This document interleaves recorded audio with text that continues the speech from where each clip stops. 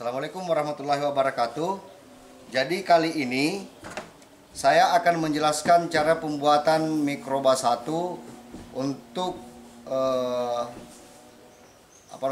untuk bahan pengurai untuk dijadikan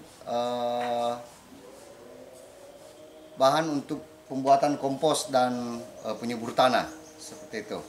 Nah, bahan-bahan yang saya siapkan di sini, yang pertama itu adalah kotak kayu seperti ini.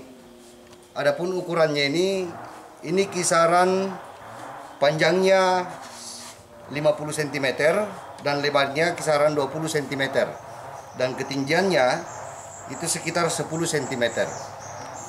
Nah, adapun di lantai kotak kotak kayu ini itu dibocor-bocor. Jadi tujuan utama untuk bocor-bocor ini supaya ada ruang udara atau ada ruang oksigen untuk berkembang biaknya mikroorganisme yang akan ditampung sebentar. Seperti itu. Nah, adapun bahannya di sini ada nasi yang sudah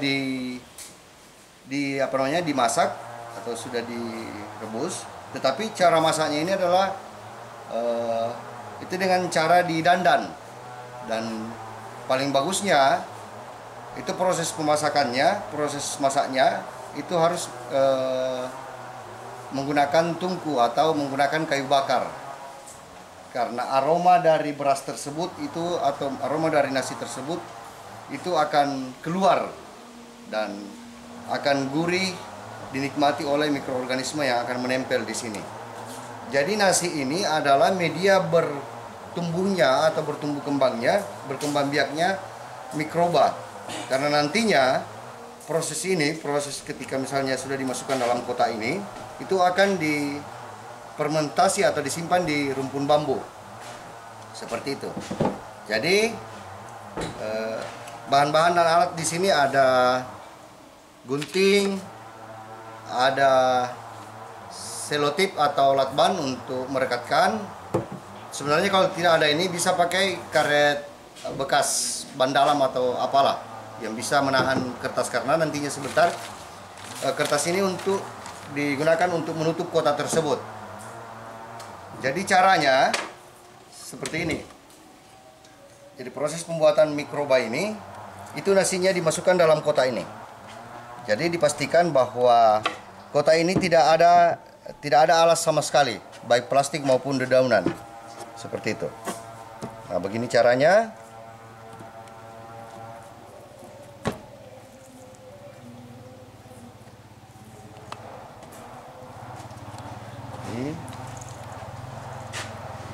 Jadi nasi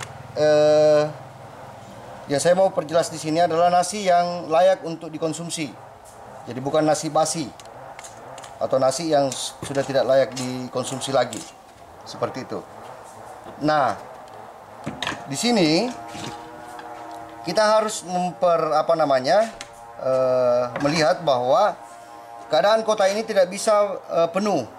Jadi harus disisa kisaran 3 cm paling minimal itu untuk ruang oksigen atau untuk ruang udara, supaya lebih mudah cara berkembang biaknya ini mikroorganisme sebentar yang akan menempel ke sini. Seperti itu.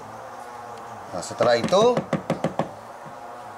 jadi prosesnya ini tidak bisa ditekan begini. Jadi harus diberikan ruang udara supaya proses pengembangbiakan mikroba atau mikroorganisme itu lebih cepat dibandingkan misalnya ketika ditekan ke bawah ini nasi.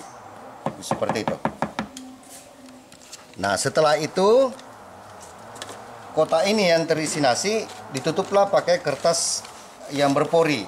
Tapi yang saya gunakan saat ini adalah kertas plano yang biasa dipakai menulis, dan saya rasa kertas ini mudah didapatkan di mana-mana, bisa di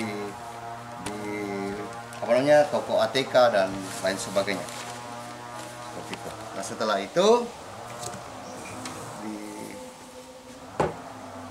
direkatkan seperti ini.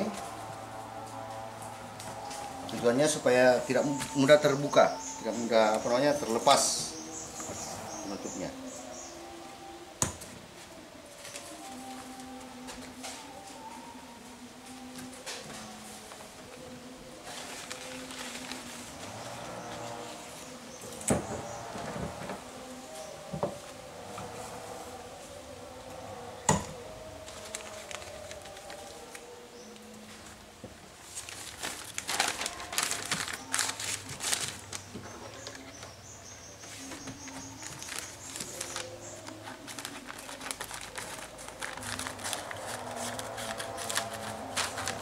Ini guntingnya agak tumpul, sudah tidak tajam lagi.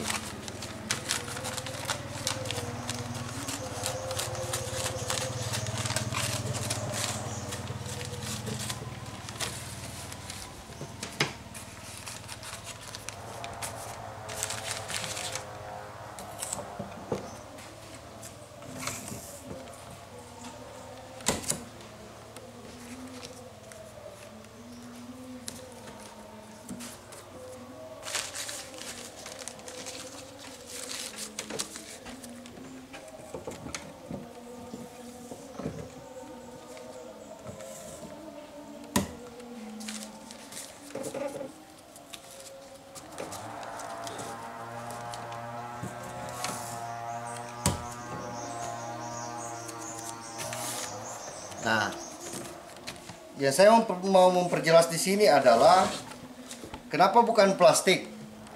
Misalnya, kenapa bukan kantong plastik? Kenapa harus pakai kertas? Karena yang akan berkembang biak di nasi tersebut ini, yang ada di kotak nasi ini adalah bakteri. Ada dua jenis bakteri yang akan kita kembangkan.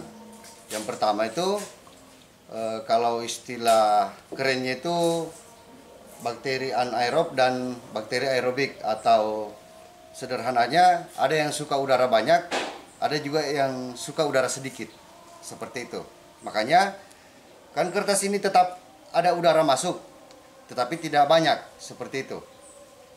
Jadi itu menjadi alasan utama kenapa pakai kertas bukan plastik. Nah, setelah proses ini selesai, kita akan membawa ke rumpun bambu. Jadi kita akan membawa ke rumpun bambu karena kita meyakini bahwa di rumpun bambu lah tempat berkembang biaknya mikroorganisme. Nah, makanya nasi ini sebagai media atau sebagai umpan untuk berkembang biaknya mikroorganisme. Kita ke rumpun bambu seperti itu.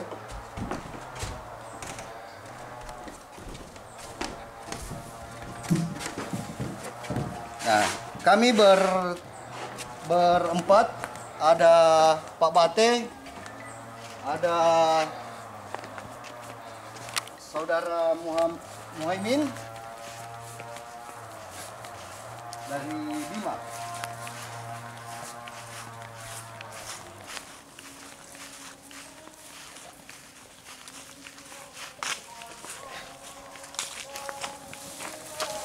Nah, seperti ini rumpun bambunya. Jadi dalam proses penyimpanan mikroba ini atau penyimpanan kotak nasi, kotak yang terisi nasi tadi, untuk menghasilkan mikroba satu, kita harus melihat di bagian mana yang paling lembab.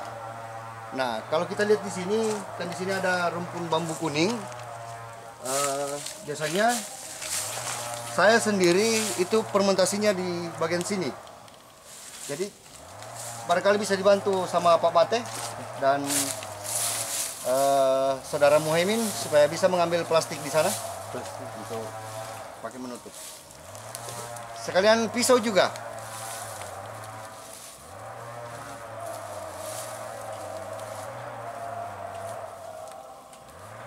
Jadi Pak Bate ini pakai tangan saja.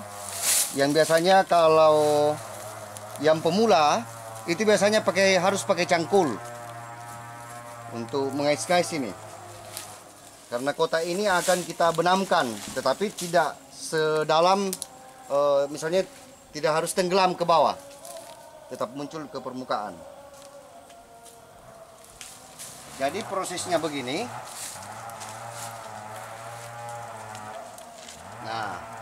setelah itu untuk memastikan bahwa kertas ini tidak robek, kita akan memberikan semacam palang di atasnya, bagian atasnya. Cabai ini sekarang bisa menggunakan ranting-ranting bambu yang ada di sekitar sini.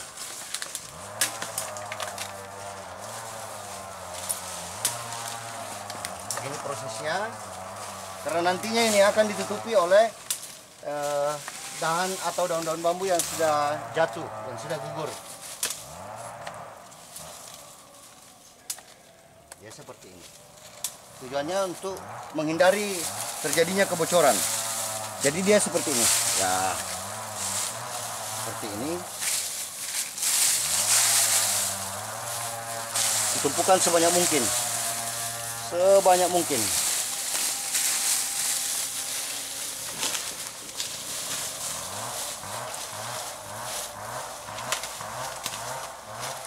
Banyak mungkin ditumpukan saja. Nah, untuk memastikan bahwa ketika misalnya terjadi hujan deras, tidak terjadi kebocoran, kita menggunakan plastik. Tapi Muhammad, ada plastik di depan balai sana. Yang plastik, itu plastik di sana. Yang putih ya, yang putih. Nah, proses ini sebelum jadi proses fermentasi ini kita lakukan waktu selama 3 hari 3 malam. Atau 3 kali 24 jam hitungannya. Kalau catatannya, kalau di musim hujan. Tetapi kalau di musim kemarau, untuk perbanyakan mikroorganisme yang lebih maksimal, itu dibutuhkan waktu 4 hari 4 malam atau 4 kali 24 jam hitungannya. Jadi seperti ini. Ini setelah itu, supaya tidak diragukan misalnya dikais oleh dikais oleh ayam atau binatang lain, kita bisa menindis menekan pinggirnya ini dengan menggunakan batu seperti ini. Obat saya mungkin bisa